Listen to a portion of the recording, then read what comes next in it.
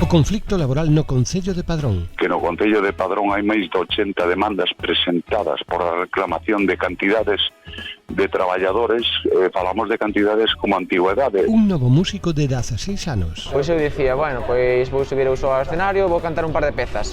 Entón, o que a mí máis me chamaba de todo iso era que ti, igual tiña 9 anos, 10 anos, poñeste ali a cantar e o que máis me atraía a min era que todo o mundo calaba a boca, que estaba todo o mundo atento a ti, entón era unha sensación que non podes explicar, non? Un medio local para 17 concellos. Decidimos, pois, centrarnos primeiramente en 17 concellos, é dicir, en 4 comarcas.